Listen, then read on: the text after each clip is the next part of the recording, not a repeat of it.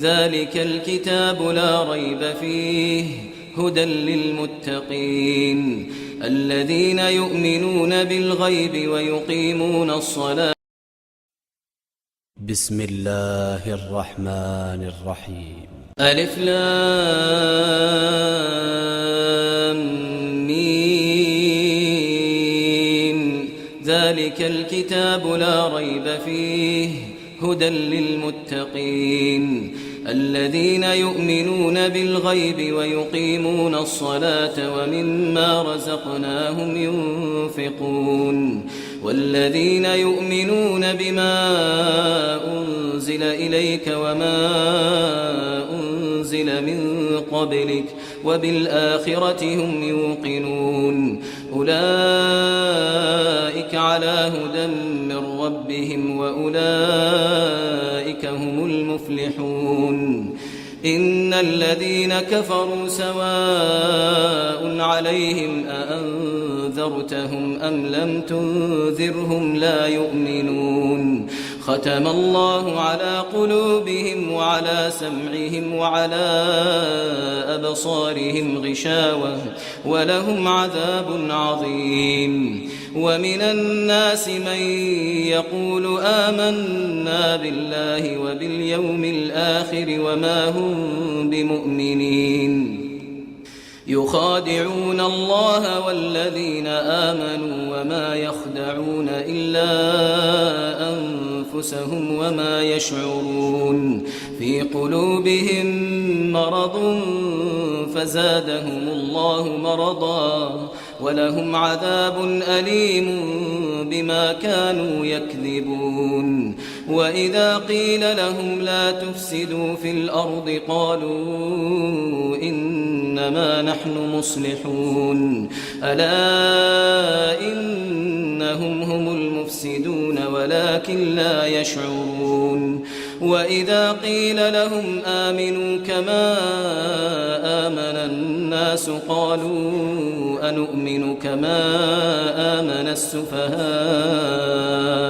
ألا إنهم هم السفهاء ولكن لا يعلمون. وإذا لقوا الذين آمنوا قالوا آمنا وإذا خلوا إلى شياطينهم قالوا إنا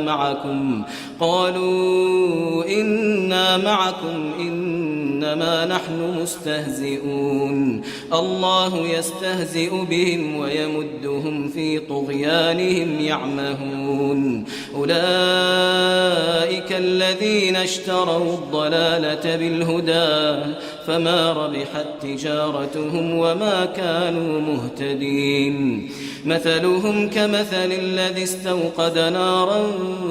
فلما أضاءت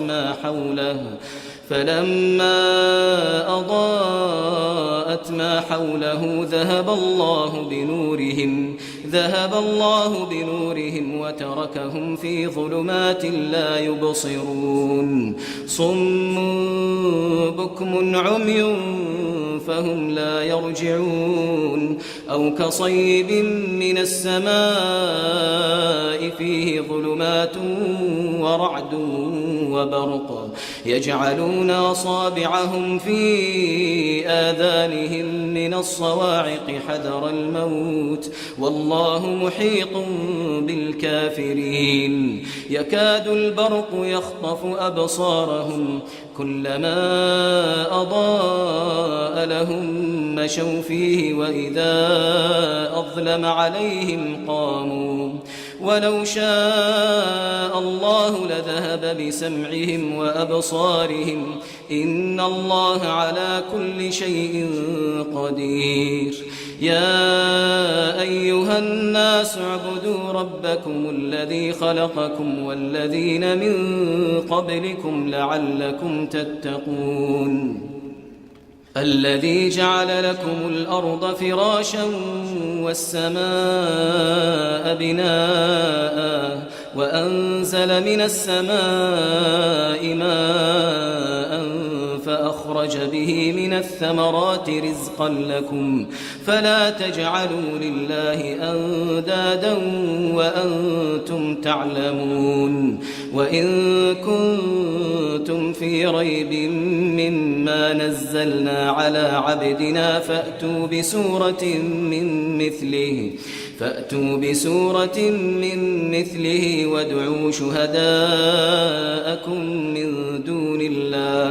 وادعوا شهداءكم من دون الله إن كنتم صادقين فإن لم تفعلوا ولن تفعلوا فاتقوا النار التي وقودها الناس والحجارة أعدت للكافرين وبشر الذين آمنوا وعملوا الصالحات أن لهم جنات تجري من تحتها الأنهار كلما رزقوا منها من ثمرة رزقا قالوا هذا الذي رزقنا من قبل وأتوا به متشابها ولهم فيها أزواج مطهرة وهم فيها خالدون إن الله لا يستحيي أن يضرب مثلا ما بعوضة فما فوقها فأما الذين آمنوا فيعلمون أنه الحق من ربهم وأما الذين كفروا فيقولون ماذا أراد الله بهذا مثلا يضل به كثيرا ويهدي به كثيرا وما يضل به إلا الفاسقين الذين ينقضون عهد الله من بعد ميثاقه ويقطعون ما أمر الله به أن يوصل ويفسدون في الأرض أولئك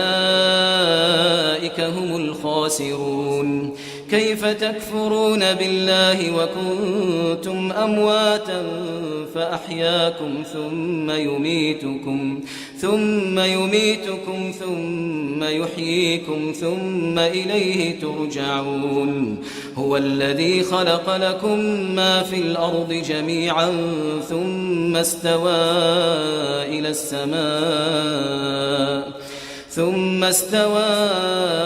السماء فسواهن 7 سماوات وهو بكل شيء عليم وإذ قال ربك للملائكة إني جاعل في الأرض خليفة قالوا أتجعل فيها من يفسد فيها ويسفك الدماء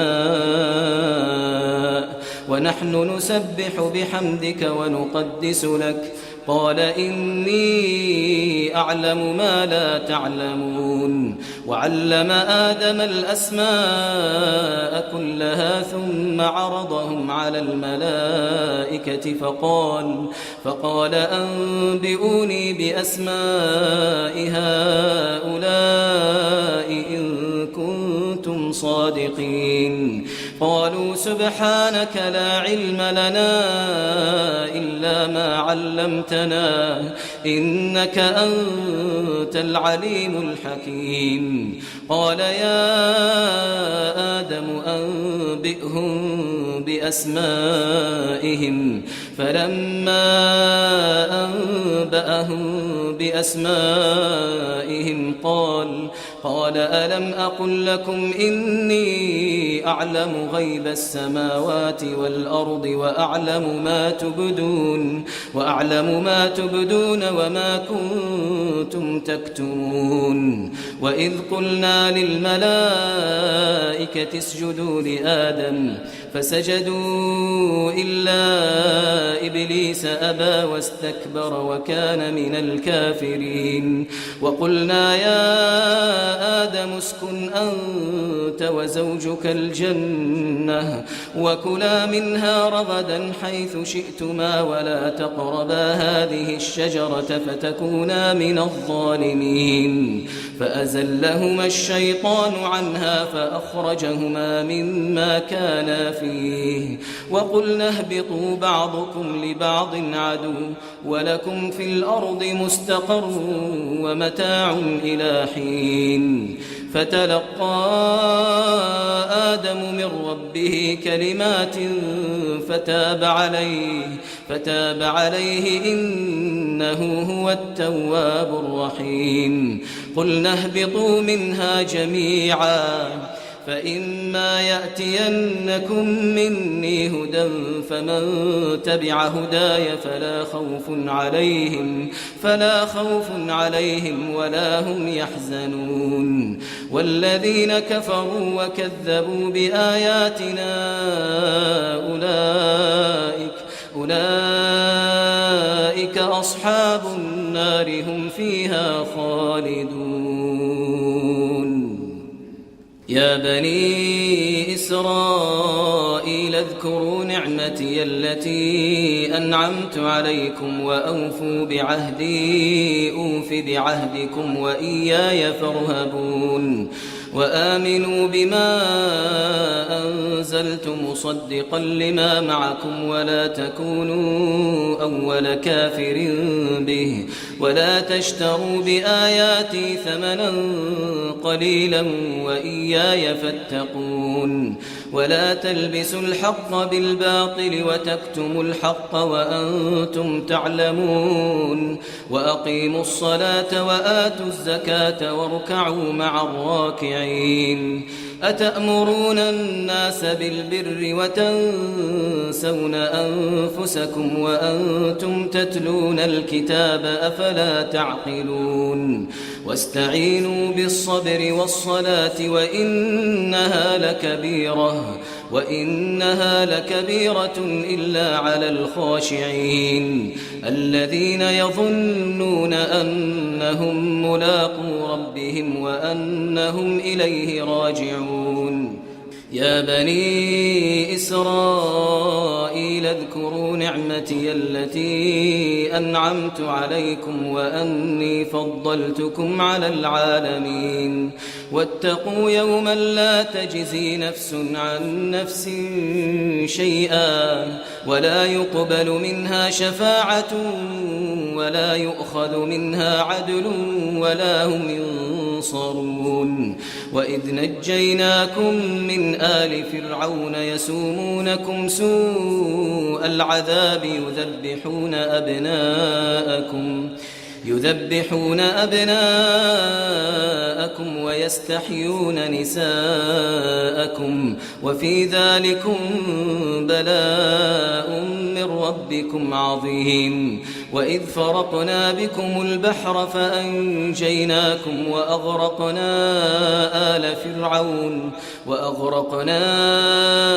آل فرعون وأنتم تنظرون وإذ واعدنا موسى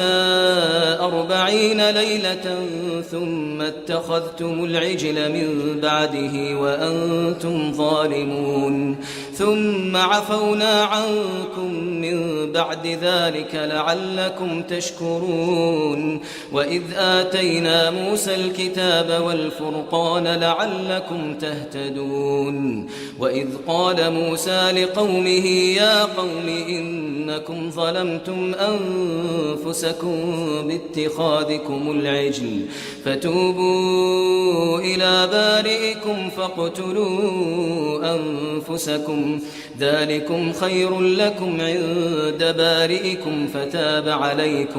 فتاب عليكم إنه هو التواب الرحيم وإذ قلتم يا موسى لن نؤمن لك حتى نرى الله جهرة فأخذتكم الصاعقة وأنتم تنظرون ثم بعثناكم من بعد موتكم لعلكم تشكرون وظللنا عليكم الغمام وأنزلنا عليكم المن والسلوى كلوا من طيبات ما رزقناكم وما ظلمونا ولكن كانوا أنفسهم يظلمون وإذ قلنا ادخلوا هذه القرية فكلوا منها حيث شئتم رغدا وادخلوا الباب سجدا وقولوا حطة نغفر لكم خطاياكم وسنزيد المحسنين فبدل الذين ظلموا قولا غير الذي قيل لهم فأنزلنا على الذين ظلموا رجزا من السماء بما كانوا يفسقون وإذ استسقى موسى لقومه فقلنا اضرب بعصاك الحجر فانفجرت منه 12 عينا قد علم كل أناس مشربهم كلوا واشربوا من رزق الله ولا تعثوا في الأرض مفسدين وإذ قلتم يا موسى لن نصبر على طعام واحد فادع لنا ربك يخرج لنا مما تنبت الأرض من بقلها وقثائها وفومها وعدسها وبصلها قال أتستبدلون الذي هو أدنى بالذي هو خير اهبطوا مصرا فإن لكم ما سألتم وضربت عليهم الذلة والمسكنة وباءوا بغضب من الله ذلك بأنهم كانوا يكفرون بآيات الله ويقتلون النبيين بغير الحق ذلك بما عصوا وكانوا يعتدون إن الذين آمنوا والذين هادوا والنصارى والصابئين من آمن بالله واليوم الآخر وعمل صالحا فلهم أجرهم عند ربهم ولا خوف عليهم ولا هم يحزنون وإذ أخذنا ميثاقكم ورفعنا فوقكم الطور خذوا ما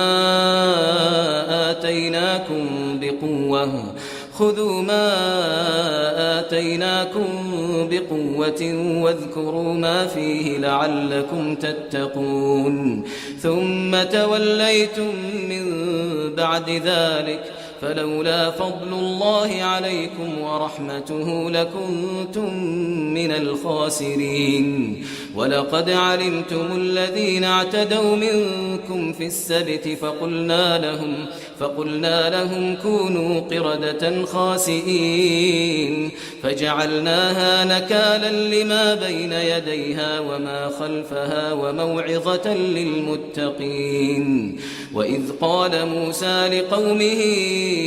إن الله يأمركم أن تذبحوا بقرة قالوا أتتخذنا هزوا قال أعوذ بالله أن أكون من الجاهلين قالوا ادع لنا ربك يبين لنا ما هي قال إنه يقول إنها بقرة لا فارض ولا بكر عوان بين ذلك فافعلوا ما تؤمرون قالوا ادع لنا ربك يبين لنا ما لونها قال إنه يقول إنها بقرة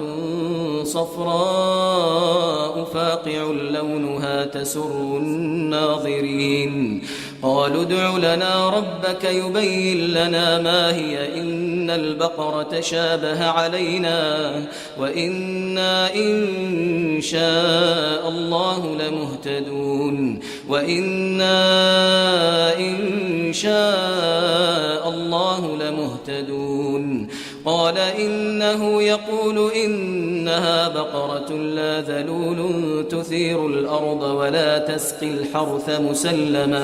مسلمة لا شية فيها. قالوا الآن جئت بالحق فذبحوها وما كادوا يفعلون. وإذ قتلتم نفسا فادارأتم فيها والله مخرج ما كنتم تكتمون. فقلنا اضربوه ببعضها كذلك يحيي الله الموتى ويريكم آياته لعلكم تعقلون. ثم قست قلوبكم من بعد ذلك فهي كالحجارة أو أشد قسوة وإن من الحجارة لما يتفجر منه الأنهار وإن منها لما يشقق فيخرج منه الماء وإن منها لما يهبط من خشية الله وما الله بغافل عما تعملون. أفتطمعون أن يؤمنوا لكم وقد كان فريق منهم يسمعون كلام الله ثم يحرفونه من بعد ما عقلوه وهم يعلمون. وإذا لقوا الذين آمنوا قالوا آمنا وإذا خلا بعضهم إلى بعض قالوا أتحدثونهم بما فتح الله عليكم ليحاجوكم به عند ربكم أفلا تعقلون. أولا يعلمون أن الله يعلم ما يسرون وما يعلنون. ومنهم أميون لا يعلمون الكتاب إلا أماني وإن هم إلا يظنون. فويل للذين يكتبون الكتاب بأيديهم ثم يقولون هذا من عند الله ليشتروا به ثمنا قليلا فويل لهم مما كتبت أيديهم وويل لهم مما يكسبون. وقالوا لن تمسنا النار إلا أياما معدودة قل أتخذتم عند الله عهدا فلن يخلف الله عهده أم تقولون على الله ما لا تعلمون. بلى من كسب سيئة وأحاطت به خطيئته فأولئك أصحاب النار هم فيها خالدون. والذين آمنوا وعملوا الصالحات أولئك أصحاب الجنة هم فيها خالدون. وإذ أخذنا ميثاق بني إسرائيل لا تعبدون إلا الله وبالوالدين إحسانا وذي القربى واليتامى والمساكين وقولوا للناس حسنا وأقيموا الصلاة وآتوا الزكاة ثم توليتم إلا قليلا منكم وأنتم معرضون. وإذ أخذنا ميثاقكم لا تسفكون دماءكم ولا تخرجون أنفسكم من دياركم ثم أقررتم وأنتم تشهدون. ثم أنتم هؤلاء تقتلون أنفسكم تقتلون أنفسكم وتخرجون فريقا منكم من ديارهم تظاهرون عليهم بالإثم والعدوان وإن يأتوكم أسارى تفادوهم وهو محرم عليكم إخراجهم أفتؤمنون ببعض الكتاب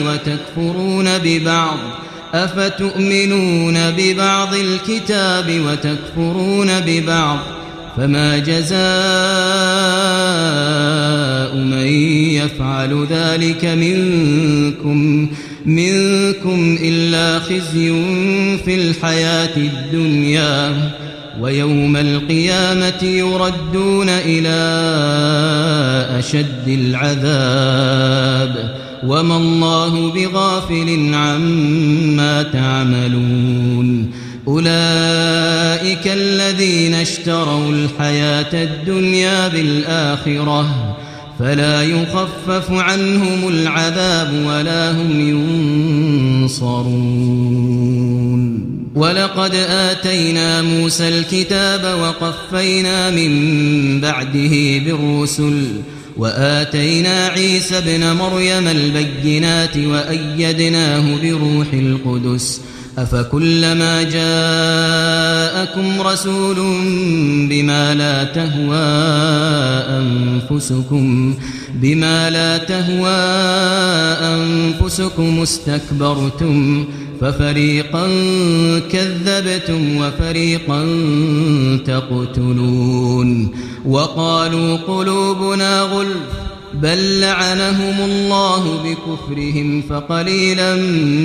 ما يؤمنون ولما جاءهم كتاب من عند الله مصدق لما معهم وكانوا من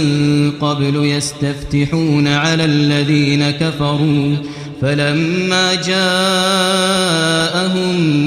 ما عرفوا كفروا به فلعنة الله على الكافرين بئس ما اشتروا به أنفسهم أن يكفروا بما أنزل الله بغيا أن ينزل الله من فضله على من يشاء من عباده فباءوا بغضب على غضب وللكافرين عذاب مهين وإذا قيل لهم آمنوا بما أنزل الله قالوا نؤمن بما أنزل علينا ويكفرون بما وراءه وهو الحق مصدقا لما معهم قل فلم تقتلون أنبياء الله من قبل إن كنتم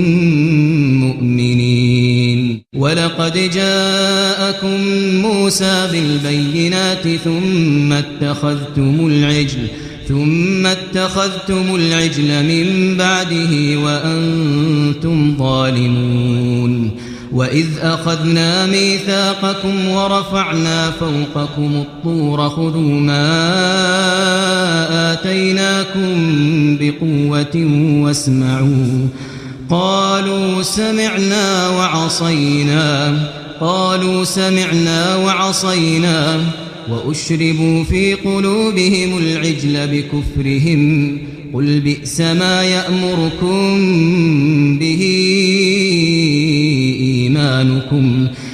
ما يأمركم به إيمانكم إن كنتم مؤمنين قل إن كانت لكم الدار الآخرة عند الله خالصة من دون الناس من دون الناس فتمنوا الموت إن كنتم صادقين ولن يتمنوه أبدا بما قدمت أيديهم والله عليم بالظالمين ولتجدنهم أحرص الناس على حياة ومن الذين أشركوا يود أحدهم لو يعمر 1000 سنة وما هو بمزحزحه من العذاب أن يعمر والله بصير بما يعملون قل من كان عدوا لجبريل فإنه نزله على قلبك بإذن الله مصدقا لما بين يديه وهدى وبشرى للمؤمنين من كان عدوا لله وملائكته ورسله وجبريل وميكال فإن الله عدو للكافرين ولقد أنزلنا إليك آيات بينات وما يكفر بها إلا الفاسقون أوكلما عاهدوا عهدا نبذه فريق منهم بل أكثرهم لا يؤمنون ولما جاءهم رسول من عند الله مصدق لما معهم نبذ فريق من الذين أوتوا الكتاب كتاب الله وراء ظهورهم كأنهم لا يعلمون واتبعوا ما تتلو الشياطين على ملك سليمان وما كفر سليمان ولكن الشياطين كفروا يعلمون الناس السحر وما أنزل على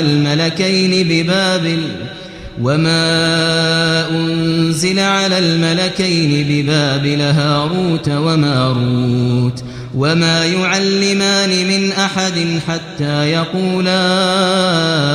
إنما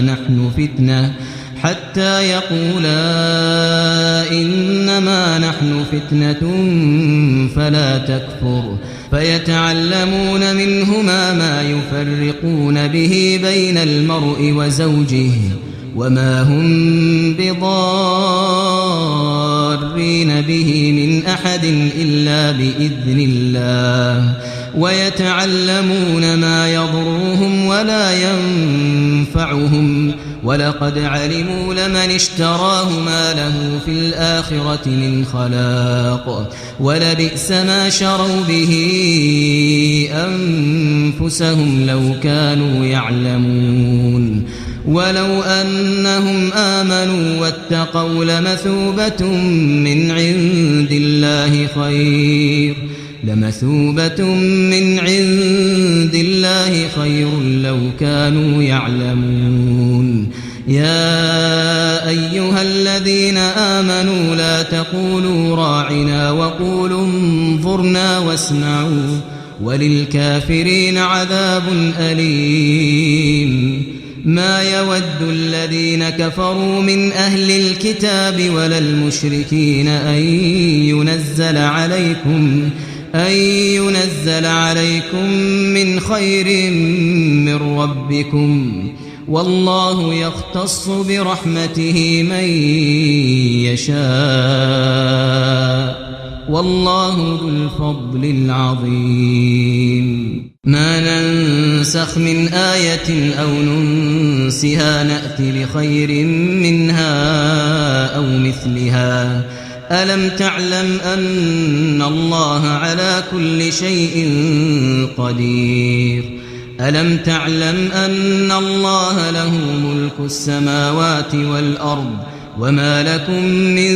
دون الله من ولي ولا نصير أم تريدون أن تسألوا رسولكم كما سئل موسى من قبل ومن يتبدل الكفر بالإيمان فقد ضل سواء السبيل ود كثير من أهل الكتاب لو يردونكم من بعد إيمانكم كفارا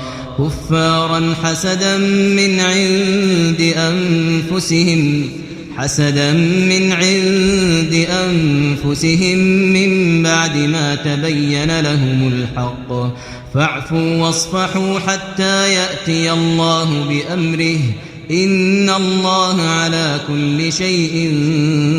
قدير وأقيموا الصلاة وآتوا الزكاة وما تقدموا لأنفسكم من خير تجدوه عند الله إن الله بما تعملون بصير وقالوا لن يدخل الجنة إلا من كان هودا أو نصارى تلك أمانيهم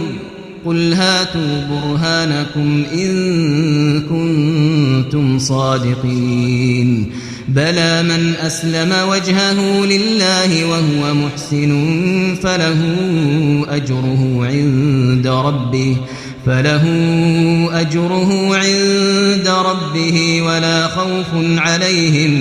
ولا خوف عليهم ولا هم يحزنون وقالت اليهود ليست النصارى على شيء وقالت النصارى ليست اليهود على شيء وهم يتلون الكتاب كذلك قال الذين لا يعلمون مثل قولهم فالله يحكم بينهم يوم القيامة فيما كانوا فيه يختلفون ومن أظلم ممن منع مساجد الله أن يذكر فيها اسمه وسعى في خرابها أولئك ما كان لهم أن يدخلوها إلا خائفين لهم في الدنيا خزي ولهم في الآخرة عذاب عظيم ولله المشرق والمغرب فأينما تولوا فثم وجه الله إن الله واسع عليم وقالوا اتخذ الله ولدا سبحانه بل له ما في السماوات والأرض كل له قانتون بديع السماوات والأرض وإذا قضى أمرا فإنما يقول له كن فيكون وقال الذين لا يعلمون لولا يكلمنا الله أو تأتينا آية كذلك قال الذين من قبلهم مثل قولهم تشابهت قلوبهم قد بينا الآيات لقوم يوقنون إنا أرسلناك بالحق بشيرا ونذيرا ولا تسأل عن أصحاب الجحيم ولن ترضى عنك اليهود ولا النصارى حتى تتبع ملتهم قل إن هدى الله هو الهدى ولئن اتبعت أهواءهم بعد الذي جاءك من العلم ما لك من الله من ولي ولا نصير الذين آتيناهم الكتاب يتلونه حق تلاوته أولئك يؤمنون به ومن يكفر به فأولئك هم الخاسرون يا بني إسرائيل اذكروا نعمتي التي أنعمت عليكم وأني فضلتكم على العالمين واتقوا يوما لا تجزي نفس عن نفس شيئا ولا يقبل منها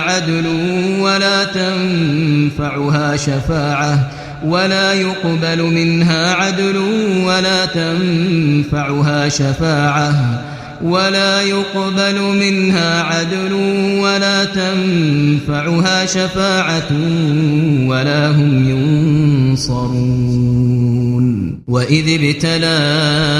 إبراهيم ربه بكلمات فأتمهن قال إني جاعلك للناس إماما قال ومن ذريتي قال لا ينال عهد الظالمين وإذ جعلنا البيت مثابة للناس وأمنا واتخذوا من مقام إبراهيم مصلى وعهدنا إلى إبراهيم وإسماعيل أن طهرا بيتي للطائفين والعاكفين والركع السجود وإذ قال إبراهيم رب اجعل هذا بلدا آمنا وارزق أهله من الثمرات من آمن منهم بالله واليوم الآخر قال ومن كفر فأمتعه قليلا ثم أضطره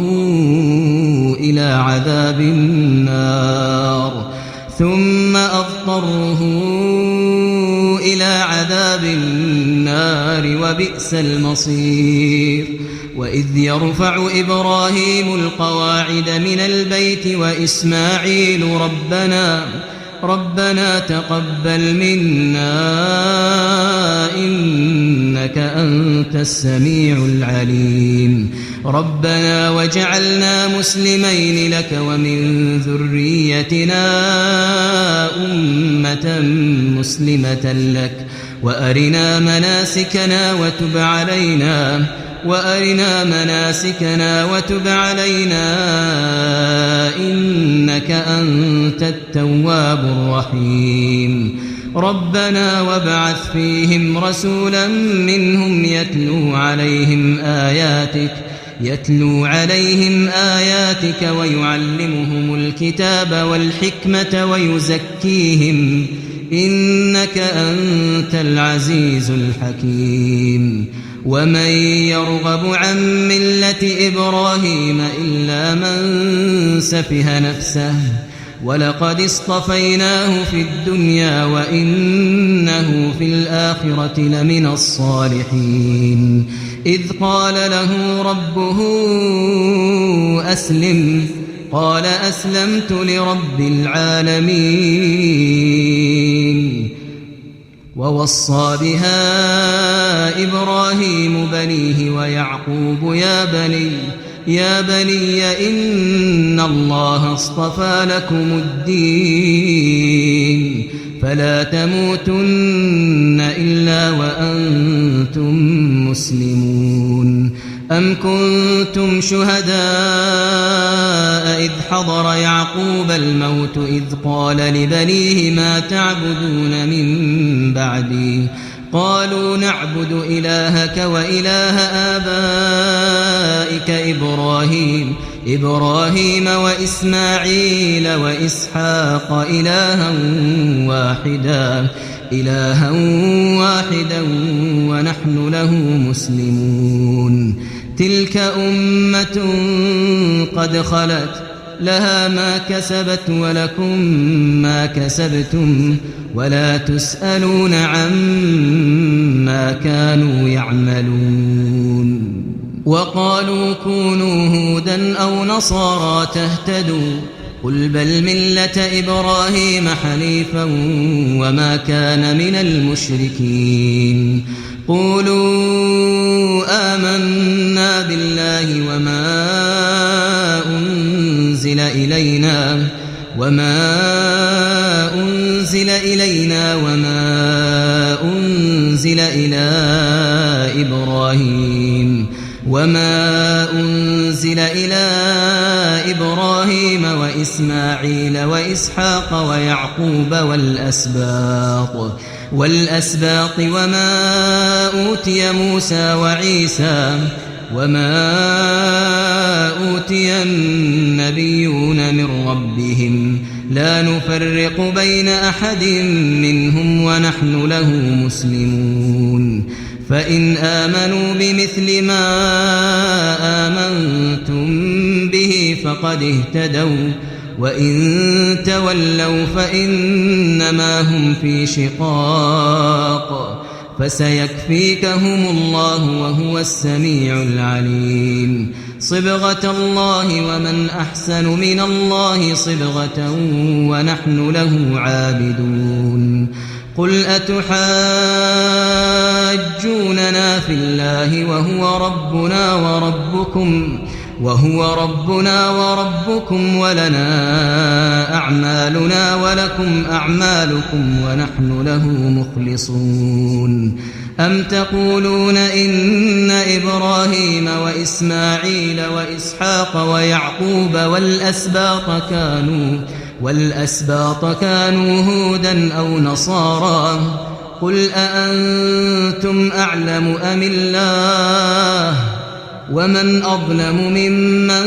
كتم شهادة عنده من الله وما الله بغافل عما تعملون تلك أمة قد خلت لها ما كسبت ولكم ما كسبتم ولا تسألون عما كانوا يعملون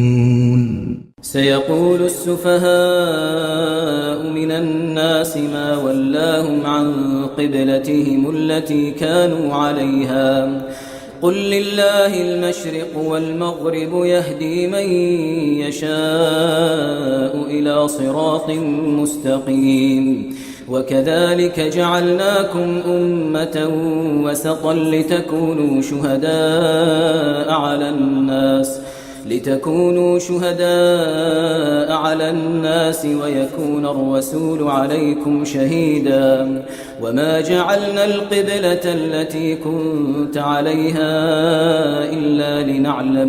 إلا لنعلم من يتبع الرسول ممن ينقلب على عقبيه وإن كانت لكبيرة إلا على الذين هدى الله وما كان الله ليضيع إيمانكم إن الله بالناس لرءوف رحيم قد نرى تقلب وجهك في السماء فلنولينك قبلة ترضاها فول وجهك شطر المسجد الحرام وحيث ما كنتم فولوا وجوهكم شطره وإن الذين أوتوا الكتاب ليعلمون أنه الحق من ربهم وما الله بغافل عما يعملون ولئن أتيت الذين أوتوا الكتاب بكل آية ما تبعوا قبلتك وما أنت بتابع قبلتهم وما بعضهم بتابع قبلة بعض ولئن اتبعت أهواءهم من بعد ما جاءك من العلم إنك إذا لمن الظالمين الذين آتيناهم الكتاب يعرفونه كما يعرفون أبناءهم وإن فريقا منهم ليكتمون الحق وهم يعلمون الحق من ربك فلا تكونن من الممترين ولكل وجهة هو موليها فاستبقوا الخيرات أينما تكونوا يأتي بكم الله جميعا إن الله على كل شيء قدير ومن حيث خرجت فول وجهك شطر المسجد الحرام وإنه للحق من ربك وما الله بغافل عما تعملون ومن حيث خرجت فول وجهك شطر المسجد الحرام وحيث ما كنتم فولوا وجوهكم شطره لئلا يكون للناس عليكم حجة إلا الذين ظلموا منهم فلا تخشوهم واخشوني ولأتم نعمتي عليكم ولعلكم تهتدون كما أرسلنا فيكم رسولا منكم يتلو عليكم آياتنا ويزكيكم ويعلمكم الكتاب والحكمة ويعلمكم ما لم تكونوا تعلمون فاذكروني أذكركم واشكروا لي ولا تكفرون يا أيها الذين آمنوا استعينوا بالصبر والصلاة إن الله مع الصابرين ولا تقولوا لمن يقتل في سبيل الله أموات بل أحياء ولكن لا تشعرون ولنبلونكم بشيء من الخوف والجوع ونقص من الأموال والأنفس والثمرات وبشر الصابرين الذين إذا أصابتهم مصيبة قالوا إنا لله وإنا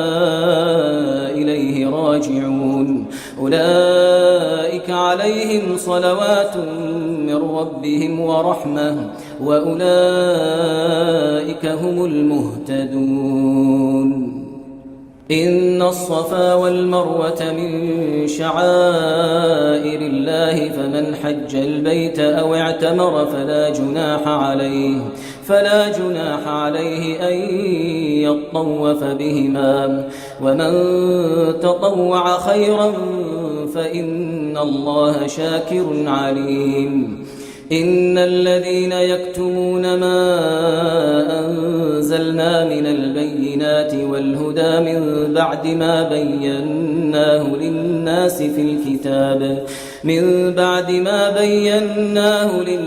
في الكتاب أولئك يلعنهم الله ويلعنهم اللاعنون إلا الذين تابوا وأصلحوا وبينوا فأولئك أتوب عليهم وأنا التواب الرحيم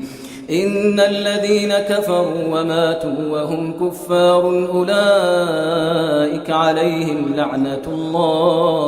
أولئك عليهم لعنة الله والملائكة والناس أجمعين خالدين فيها لا يخفف عنهم العذاب ولا هم ينظرون وإلهكم إله واحد لا إله إلا هو الرحمن الرحيم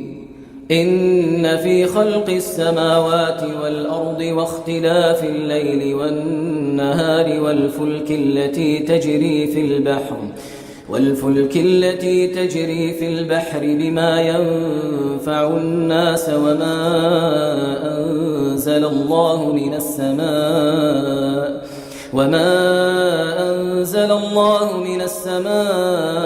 من ماء فأحيا به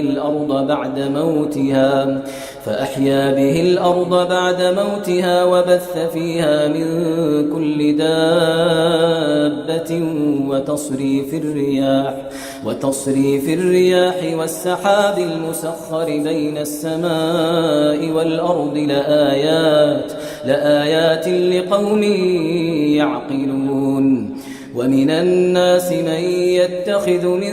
دون الله أندادا يحبونهم كحب الله والذين آمنوا أشد حبا لله ولو يرى الذين ظلموا إذ يرون العذاب أن القوة لله جميعا وأن الله شديد العذاب إذ تبرأ الذين اتبعوا من الذين اتبعوا ورأوا العذاب وتقطعت بهم الأسباب وقال الذين اتبعوا لو أن لنا كرة فنتبرأ منهم كما تبرأوا منا كذلك يريهم الله أعمالهم حسرات عليهم وما هم بخارجين من النار يا أيها الناس كلوا مما في الأرض حلالا طيبا ولا تتبعوا خطوات الشيطان إنه لكم عدو مبين إنما يأمركم بالسوء والفحشاء وأن تقولوا على الله ما لا تعلمون وإذا قيل لهم اتبعوا ما أنزل الله قالوا بل نتبع ما ألفينا عليه آباءنا أولو كان آباؤهم لا يعقلون شيئا ولا يهتدون ومثل الذين كفروا كمثل الذي ينعق بما لا يسمع إلا دعاء ونداء صم بكم عمي فهم لا يعقلون يا أيها الذين آمنوا كلوا من طيبات ما رزقناكم واشكروا لله إن كنتم إياه تعبدون إنما حرم عليكم الميتة والدم ولحم الخنزير وما أهل به لغير الله فمن اضطر غير باغ ولا عاد فلا إثم عليه إن الله غفور رحيم إن الذين يكتمون ما أنزل الله من الكتاب ويشترون به ثمنا قليلا أولئك ما يأكلون في بطونهم إلا النار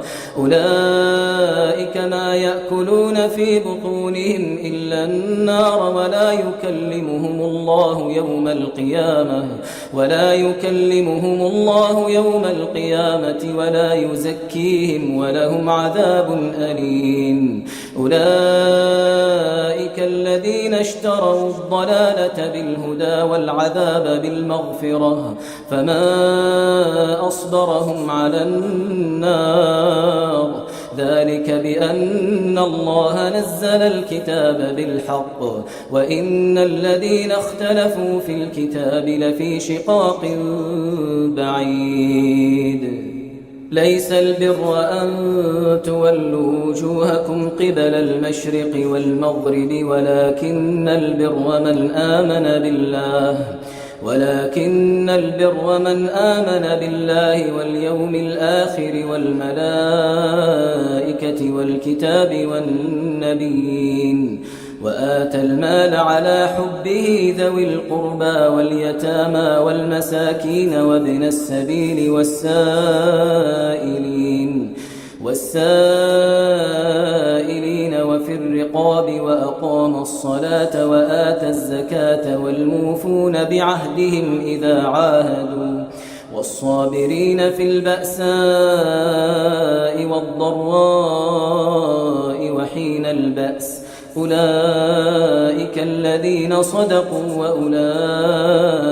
هم المتقون يا أيها الذين آمنوا كتب عليكم القصاص في القتلى الحر بالحر والعبد بالعبد والأنثى بالأنثى فمن عفي له من أخيه شيء فاتباع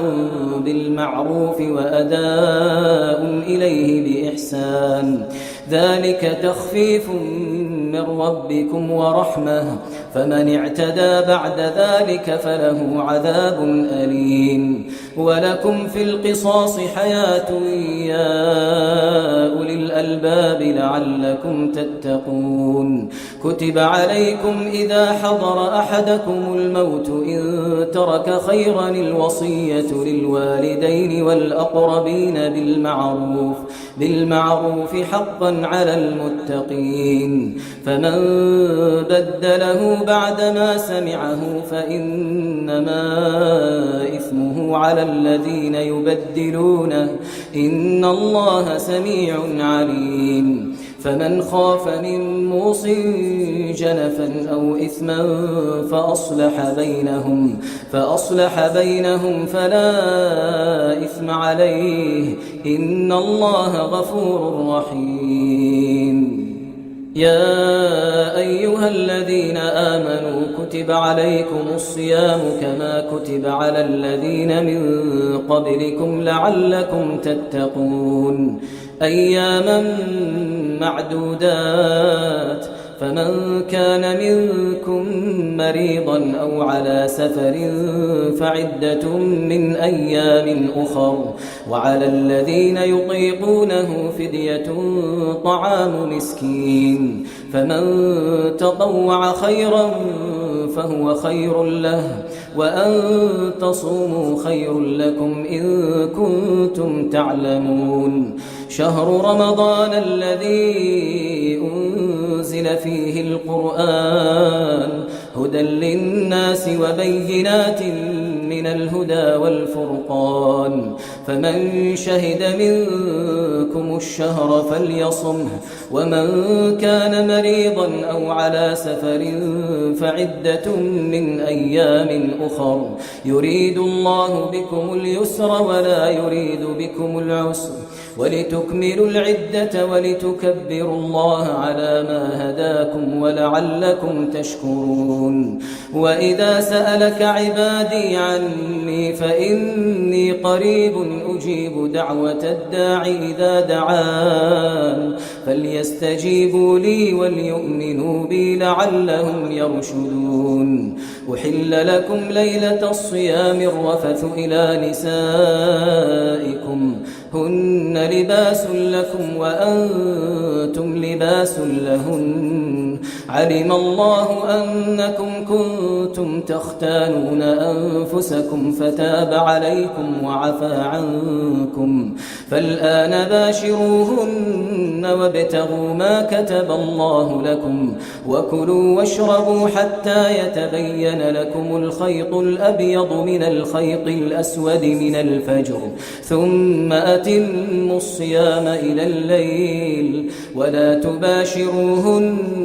وأنتم عاكفون في المساجد تلك حدود الله فلا تقربوها كذلك يبين الله آياته للناس لعلهم يتقون ولا تأكلوا أموالكم بينكم بالباطل وتدلوا بها إلى الحكام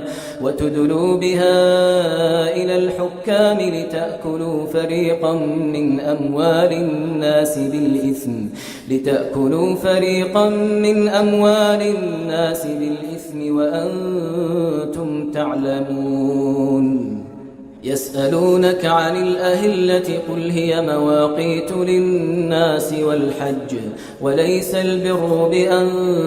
تأتوا البيوت من ظهورها ولكن البر من اتقى وأتوا البيوت من أبوابها واتقوا الله لعلكم تفلحون وقاتلوا في سبيل الله الذين يقاتلونكم ولا تعتدوا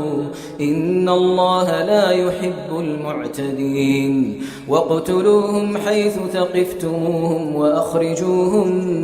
من حيث أخرجوكم والفتنة أشد من القتل ولا تقاتلوهم عند المسجد الحرام حتى يقاتلوكم فيه فإن قاتلوكم فاقتلوهم كذلك جزاء الكافرين فإن انتهوا فإن الله غفور رحيم وقاتلوهم حتى لا تكون فتنة ويكون الدين لله فإن انتهوا فلا عدوان إلا على الظالمين الشهر الحرام بالشهر الحرام والحرمات قصاص فمن اعتدى عليكم فاعتدوا عليه بمثل ما اعتدى عليكم واتقوا الله واعلموا أن الله مع المتقين وأنفقوا في سبيل الله ولا تلقوا بأيديكم إلى التهلكة وأحسنوا إن الله يحب المحسنين وأتموا الحج والعمرة لله فإن أحصرتم فما استيسر من الهدي ولا تحلقوا رؤوسكم حتى يبلغ الهدي محله فمن كان منكم مريضا أو به أذى من رأسه ففدية من صيام أو صدقة أو نسك فإذا أمنتم فمن تمتع بالعمرة إلى الحج فما استيسر من الهدي فمن لم يجد فصيام 3 أيام في الحج و7 إذا رجعتم تلك 10 كاملة ذلك لمن لم يكن أهله حاضر المسجد الحرام واتقوا الله واعلموا أن الله شديد العقاب الحج أشهر معلومات فمن فرض فيهن الحج فلا رفث ولا فسوق ولا جدال في الحج وما تفعلوا من خير يعلمه الله وتزودوا فإن خير الزاد التقوى واتقون يا أولي الألباب ليس عليكم جناح أن تبتغوا فضلا من ربكم فإذا أفضتم من عرفات فاذكروا الله عند المشعر الحرام واذكروه كما هداكم وإن كنتم من قبله لمن الضالين ثم أفيضوا من حيث أفاض الناس واستغفروا الله إن الله غفور رحيم فإذا قضيتم مناسككم فاذكروا الله كذكركم آباءكم أو أشد ذكرا فمن الناس من يقول ربنا آتنا في الدنيا وما له في الآخرة من خلاق ومنهم من يقول ربنا آتنا في الدنيا حسنة وفي الآخرة حسنة وقنا عذاب النار أولئك لهم نصيب مما كسبوا والله سريع الحساب واذكروا الله في أيام معدودات فمن تعجل في يومين فلا إثم عليه ومن تأخر فلا إثم عليه لمن اتقى واتقوا الله واعلموا أنكم إليه تحشرون ومن الناس من يعجبك قوله في الحياة الدنيا ويشهد الله على ما في قلبه وهو ألد الخصام وإذا تولى سعى في الأرض ليفسد فيها ويهلك الحرث والنسل والله لا يحب الفساد وإذا قيل له اتق الله أخذته العزة بالإثم فحسبه جهنم ولبئس المهاد ومن الناس من يشري نفسه ابتغاء مرضات الله والله رؤوف يا أيها الذين آمنوا ادخلوا في السلم كافة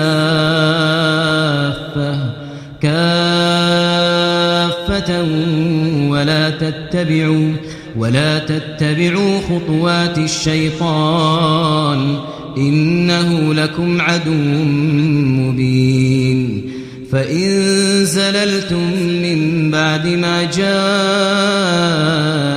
البينات فاعلموا أن الله عزيز حكيم هل ينظرون إلا أن يأتيهم الله في ظلل من الغمام والملائكة وقضي الأمر وإلى الله ترجع الأمور سل بني إسرائيل كم آتيناهم من آية بينة ومن يبدل نعمة الله من بعد ما جاءته فإن الله شديد العقاب زين للذين كفروا الحياة الدنيا ويسخرون من الذين آمنوا والذين اتقوا فوقهم يوم القيامة والله يرزق من يشاء بغير حساب كان الناس أمة واحدة فبعث الله النبيين مبشرين ومنذرين وأنزل معهم الكتاب بالحق ليحكم بين الناس فيما اختلفوا فيه وما اختلف فيه إلا الذين أوتوه من بعد ما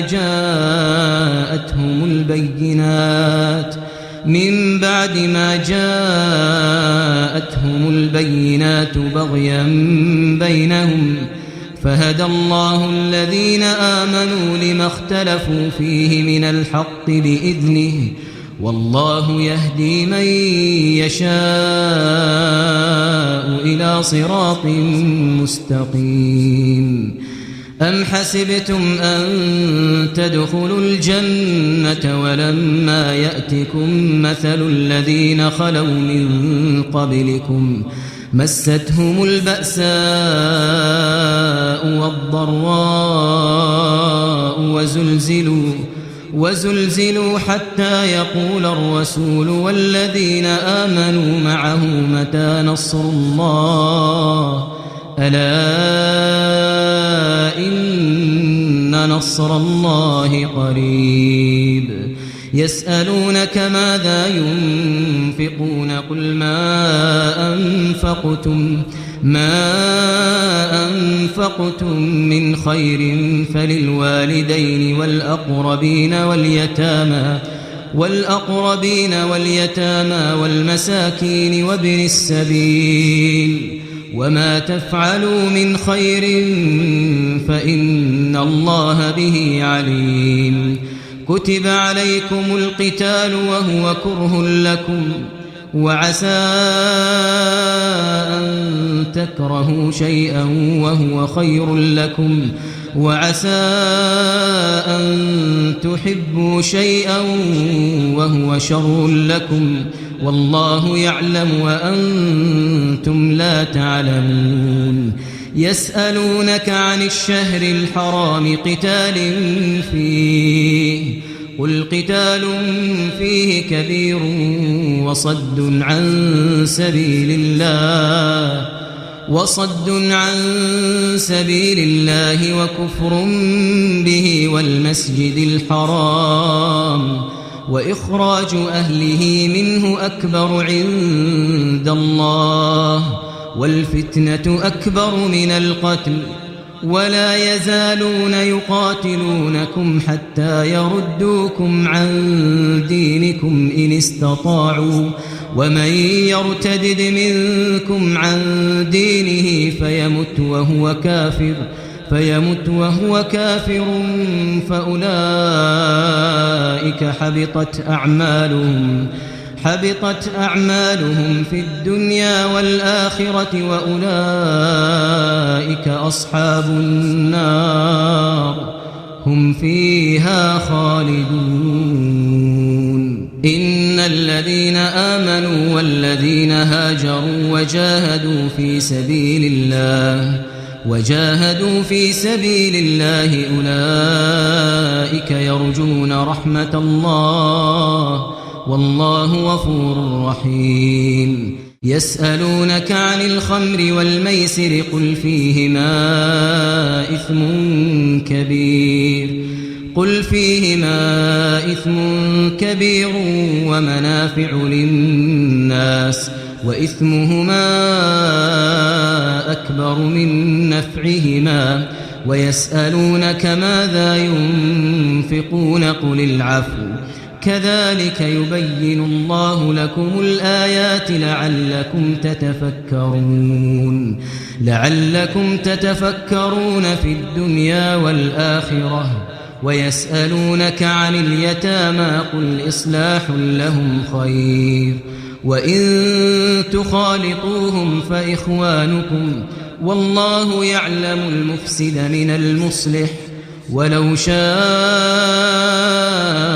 الله لأعنتكم إن الله عزيز حكيم. ولا تنكحوا المشركات حتى يؤمنوا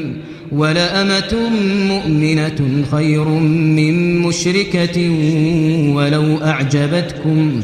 ولا تنكحوا المشركين حتى يؤمنوا ولعبد مؤمن خير من مشرك ولو أعجبكم أولئك يدعون إلى النار والله يدعو إلى الجنة والمغفرة بإذنه ويبين آياته للناس لعلهم يتذكرون. ويسألونك عن المحيض قل هو أذى فاعتزلوا النساء في المحيض ولا تقربوهن حتى يطهرن فإذا تطهرن فأتوهن من حيث أمركم الله إن الله يحب التوابين ويحب المتطهرين. نساؤكم حرث لكم فأتوا حرثكم أنى شئتم وقدموا لأنفسكم واتقوا الله واعلموا أنكم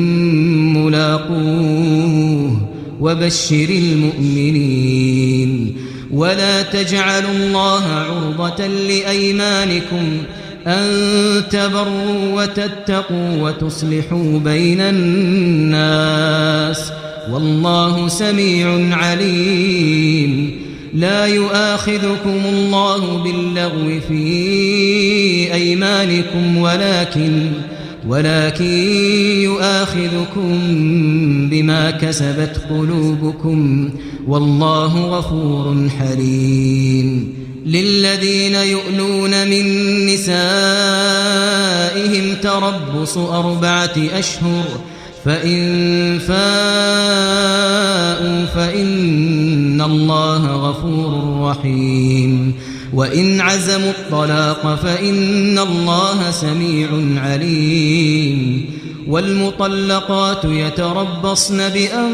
بأنفسهن 3 قروء ولا يحل لهن أن يكتمن ما خلق الله في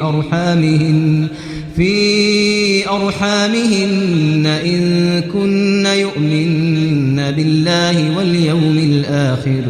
وبعولتهن أحق بردهن في ذلك إن أرادوا إصلاحا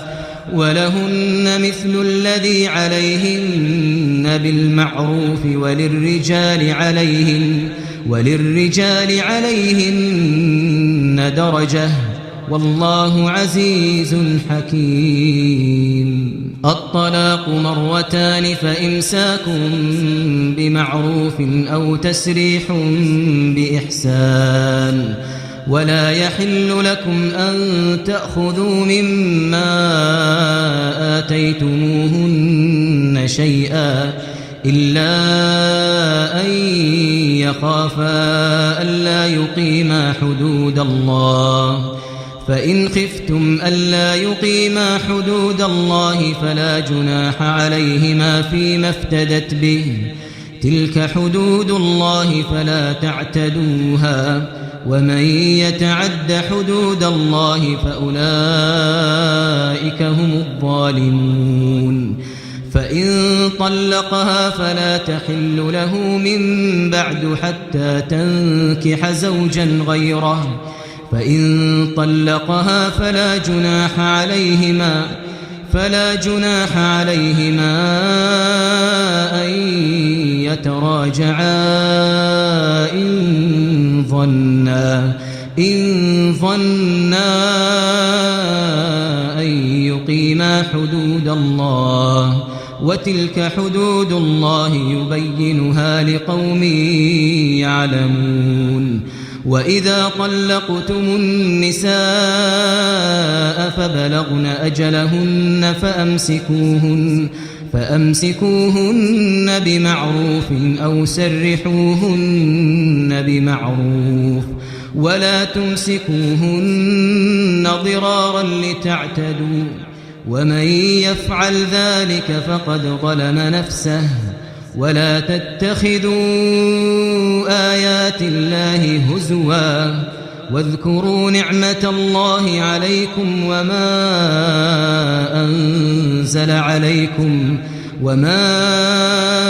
أنزل عليكم من الكتاب والحكمة يعظكم به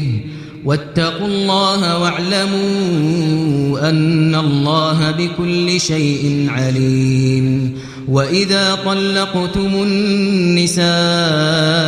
فبلغن أجلهن فلا تعضلوهن أن ينكحن أزواجهن إذا تراضوا بينهم بالمعروف ذلك يوعظ به من كان منكم يؤمن بالله واليوم الآخر ذلكم أزكى لكم وأطهر والله يعلم وأنتم لا تعلمون. والوالدات يرضعن أولادهن حولين كاملين لمن أراد أن يتم الرضاعة وعلى المولود له رزقهن وكسوتهن بالمعروف لا تكلف نفس إلا وسعها لا تضار والدة بولدها ولا مولود له بولده وعلى الوارث مثل ذلك فإن أرادا فصالا عن تراض منهما وتشاور فلا جناح عليهما. وإن أردتم أن تسترضعوا أولادكم فلا جناح عليكم إذا سلمتم ما آتيتم بالمعروف واتقوا الله واعلموا أن الله بما تعملون بصير. والذين يتوفون منكم ويذرون أزواجا يتربصن بأنفسهن 4 أشهر وعشرا فإذا بلغن أجلهن فلا جناح عليكم فيما فعلن في أنفسهن بالمعروف والله بما تعملون خبير. ولا جناح عليكم فيما عرضتم به من خطبة النساء أو أكننتم في أنفسكم علم الله أنكم ستذكرونهن ولكن لا تواعدوهن سرا إلا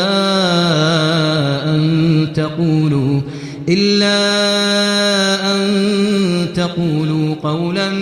معروفا ولا تعزموا عقدة النكاح حتى يبلغ الكتاب أجله واعلموا أن الله يعلم ما في أنفسكم فاحذروه واعلموا أن الله غفور حليم لا جناح عليكم إن طلقتم النساء ما لم تمسوهن أو تفرضوا لهن فريضة ومتعوهن على الموسع قدره وعلى المقتر قدره متاعا بالمعروف حقا على المحسنين وإن طلقتموهن من قبل أن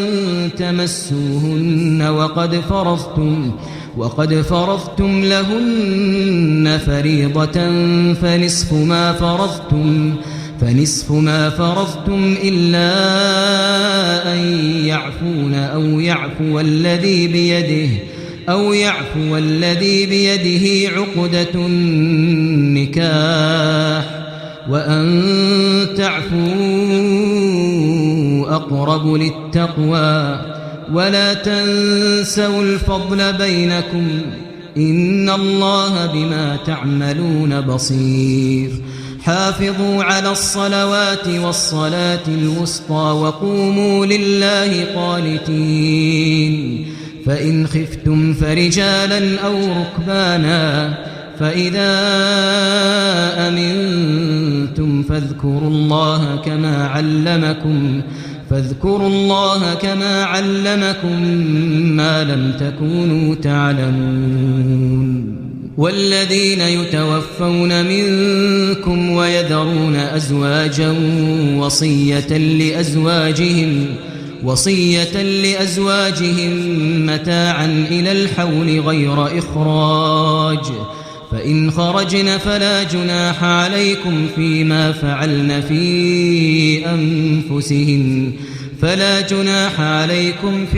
فعلن في أنفسهن من معروف والله عزيز حكيم وللمطلقات متاع بالمعروف حقا على المتقين كذلك يبين الله لكم آياته لعلكم تعقلون ألم تر إلى الذين خرجوا من ديارهم وهم ألوف حذر الموت فقال لهم الله موتوا ثم أحياهم إن الله لذو فضل على الناس ولكن أكثر الناس لا يشكرون وقاتلوا في سبيل الله واعلموا أن الله سميع عليم من ذا الذي يقرض الله قرضا حسنا فيضاعفه له أضعافا كثيرة والله يقبض ويبسط وإليه ترجعون ألم تر إلى الملأ من بني إسرائيل من بعد موسى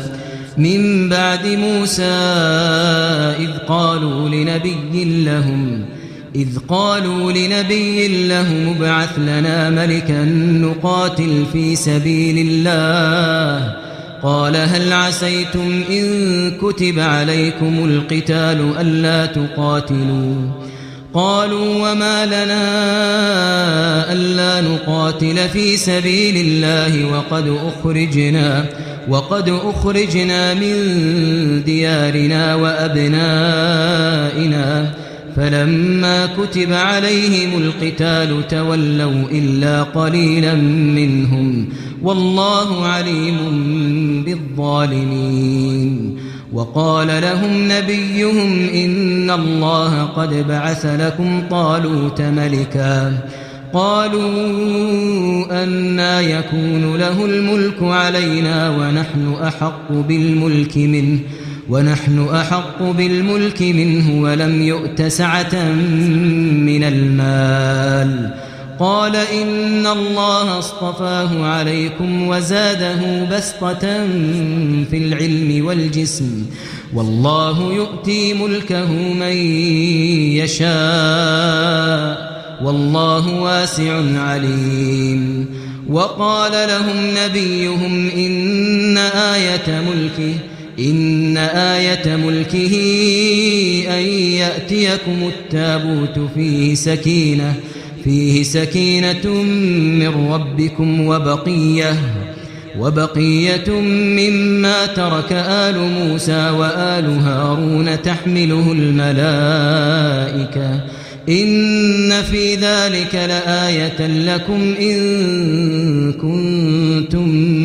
مؤمنين. فلما فصل طالوت بالجنود قال إن الله مبتليكم بنهر فمن شرب منه فليس مني ومن لم يطعمه فإنه مني إلا من اغترف غرفة بيده فشربوا منه إلا قليلا منهم. فلما جاوزه هو والذين آمنوا معه قالوا لا طاقة لنا اليوم بجالوت وجنوده. قال الذين يظنون أنهم ملاقو الله كم من فئة قليلة غلبت فئة كثيرة بإذن الله والله مع الصابرين. ولما برزوا لجالوت وجنوده قالوا ربنا أفرغ علينا صبرا وثبت أقدامنا وانصرنا على القوم الكافرين. فهزموهم بإذن الله وقتل داود جالوت وآتاه الله الملك والحكمة وعلمه مما يشاء. ولولا دفع الله الناس بعضهم ببعض لفسدت الأرض ولكن الله ذو فضل على العالمين. تلك آيات الله نتلوها عليك بالحق وإنك لمن المرسلين. تلك الرسل فضلنا بعضهم على بعض منهم من كلم الله ورفع بعضهم درجات وآتينا عيسى ابن مريم البينات وأيدناه بروح القدس ولو شاء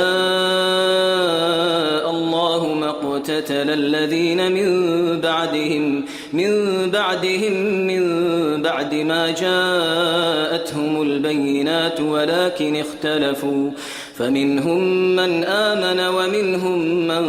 كفر ولو شاء الله ما اقتتلوا ولكن الله يفعل ما يريد. يا أيها الذين آمنوا أنفقوا مما رزقناكم من قبل أن يأتي يوم لا بيع فيه ولا خلة ولا شفاعة والكافرون هم الظالمون. الله لا إله إلا هو الحي القيوم لا تأخذه سنة ولا نوم له ما في السماوات وما في الأرض من ذا الذي يشفع عنده إلا بإذنه يعلم ما بين أيديهم وما خلفهم ولا يحيطون بشيء من علمه إلا بما شاء وسع كرسيه السماوات والأرض ولا يؤوده حفظهما وهو العلي العظيم لا إكراه في الدين قد تبين الرشد من الغي فمن يكفر بالطاغوت ويؤمن بالله فقد استمسك بالعروة الوثقى لا انفصام لها والله سميع عليم الله ولي الذين آمنوا يخرجهم من الظلمات إلى النور والذين كفروا أولياؤهم الطاغوت يخرجونهم من النور إلى الظلمات أولئك أصحاب النار هم فيها خالدون ألم تر إلى الذي حاج إبراهيم في ربه أن آتاه الله الملك إذ قال إبراهيم ربي الذي يحيي ويميت قال أنا أحيي وأميت قال إبراهيم فإن الله يأتي بالشمس من المشرق فأت بها من المغرب فبهت الذي كفر والله لا يهدي القوم الظالمين أو كالذي مر على قرية وهي خاوية على عروشها قال أنى يحيي هذه الله بعد موتها فأماته الله 100 عام ثم بعثه قال كم لبثت قال لبثت يوما أو بعض يوم قال بل لبثت 100 عام فانظر إلى طعامك وشرابك لم يتسنه وانظر إلى حمارك ولنجعلك آية للناس وانظر إلى العظام كيف ننشزها ثم نكسوها لحما فلما تبين له قال أعلم أن الله على كل شيء قدير وإذ قال إبراهيم رب أرني كيف تحيي الموتى قال أولم تؤمن قال بلى ولكن ليطمئن قلبي قال فخذ 4 من الطير فصرهن إليك ثم اجعل على كل جبل منهن جزءا ثم ادعهن يأتينك سعيا واعلم أن الله عزيز حكيم مثل الذين ينفقون أموالهم في سبيل الله كمثل حبة أنبتت 7 سنابل في كل سنبلة 100 حبة والله يضاعف لمن يشاء والله واسع عليم الذين ينفقون أموالهم في سبيل الله ثم لا يتبعون ما أنفقوا منا ولا أذى لهم أجرهم عند ربهم ولا خوف عليهم ولا هم يحزنون قول معروف ومغفرة خير من صدقة يتبعها أذى والله غني حليم يا أيها الذين آمنوا لا تبطلوا صدقاتكم بالمن والأذى كالذي ينفق ماله رئاء الناس ولا يؤمن بالله واليوم الآخر فمثله كمثل صفوان عليه تراب فأصابه وابل فتركه صلدا لا يقدرون على شيء مما كسبوا والله لا يهدي القوم الكافرين ومثل الذين ينفقون أموالهم ابتغاء مرضات الله وتثبيتا من أنفسهم كمثل جنة بربوة أصابها وابل فآتت أكلها ضعفين فإن لم يصبها وابل فطل والله بما تعملون بصير أيود أحدكم أن تكون له جنة من نخيل وأعناب تجري من تحتها الأنهار له فيها من كل الثمرات وأصابه الكبر وله ذرية ضعفاء فأصابها إعصار فيه نار فاحترقت كذلك يبين الله لكم الآيات لعلكم تتفكرون يا أيها الذين آمنوا أنفقوا من طيبات ما كسبتم ومما أخرجنا لكم من الأرض ولا تيمموا الخبيث منه تنفقون ولستم بآخذيه إلا أن تغمضوا فيه واعلموا أن الله غني حميد الشيطان يعدكم الفقر ويأمركم بالفحشاء والله يعدكم مغفرة منه وفضلا والله واسع عليم يؤتي الحكمة من يشاء ومن يؤت الحكمة فقد أوتي خيرا كثيرا وما يذكر إلا أولو الألباب وما أنفقتم من نفقة أو نذرتم من نذر فإن الله يعلمه وما للظالمين من أنصار إن تبدوا الصدقات فنعما هي وإن تخفوها وتؤتوها الفقراء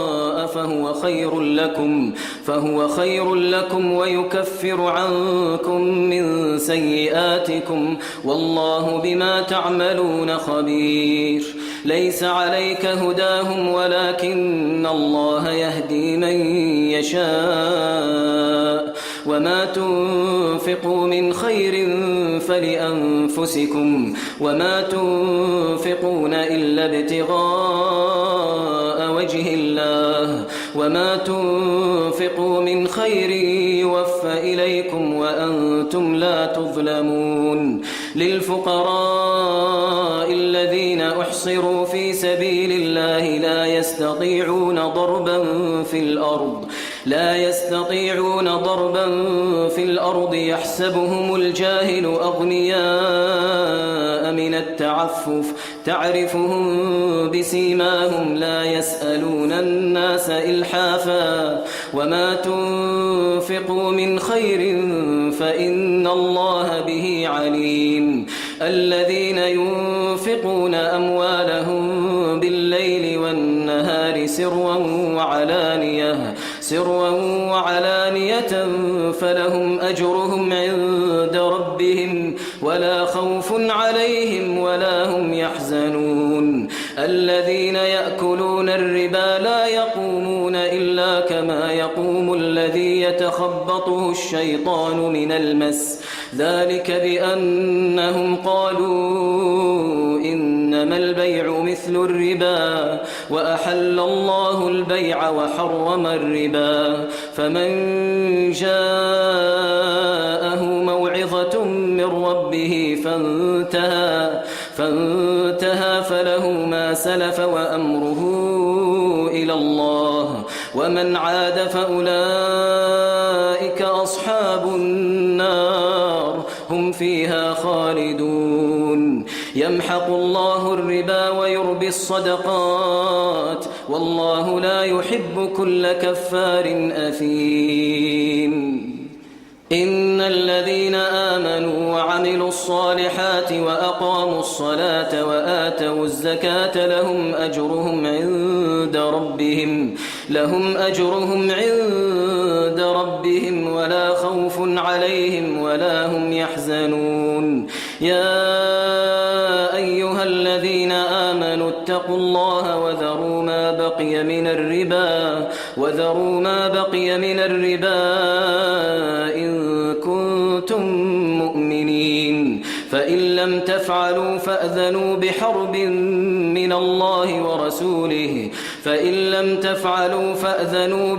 من الله ورسوله وإن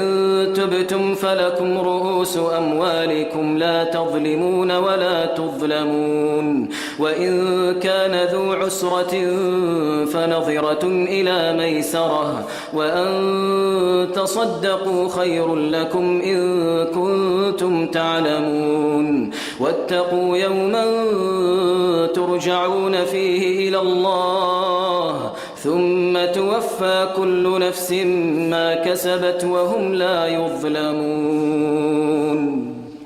يا أيها الذين آمنوا إذا تداينتم بدين إلى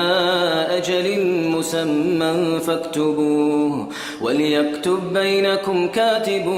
بالعدل ولا يأب كاتب أن يكتب كما علمه الله فليكتب وليملل الذي عليه الحق وليتق الله ربه ولا يبخس منه شيئا فإن كان الذي عليه الحق سفيها أو ضعيفا أو لا يستطيع أن يمل هو فليملل وليه بالعدل واستشهدوا شهيدين من رجالكم فإن لم يكونا رجلين فرجل وامرأتان ممن ترضون من الشهداء أن تضل إحداهما فتذكر إحداهما الأخرى ولا يأبى الشهداء إذا ما دعوا ولا تسأموا أن تكتبوه صغيرا أو كبيرا إلى أجله ذلكم أقسط عند الله وأقوم للشهادة وأدنى ألا ترتابوا إلا أن تكون تجارة حاضرة تديرونها بينكم فليس عليكم جناح ألا تكتبوها وأشهدوا إذا تبايعتم ولا يضار كاتب ولا شهيد وإن تفعلوا فإنه فسوق بكم واتقوا الله ويعلمكم الله والله بكل شيء عليم. وإن كنتم على سفر ولم تجدوا كاتبا فرهان مقبوضة فإن أمن بعضكم بعضا فليؤدي الذي اؤتمن أمانته وليتق الله ربه ولا تكتموا الشهادة ومن يكتمها فإنه آثم قلبه والله بما تعملون عليم. لله ما في السماوات وما في الأرض وإن تبدوا ما في أنفسكم أو تخفوه يحاسبكم به الله فيغفر لمن يشاء ويعذب من يشاء والله على كل شيء قدير. آمن الرسول بما أنزل إليه من ربه والمؤمنون كل آمن بالله وملائكته وكتبه ورسله لا نفرق بين أحد من رسله وقالوا سمعنا وأطعنا غفرانك ربنا وإليك المصير. لا يكلف الله نفسا إلا وسعها لها ما كسبت وعليها ما اكتسبت ربنا لا تؤاخذنا إن نسينا أو أخطأنا ربنا ولا تحمل علينا إصرا كما حملته على الذين من قبلنا ربنا ولا تحملنا ما لا طاقة لنا به واعف عنا واغفر لنا وارحمنا أنت مولانا فانصرنا على القوم الكافرين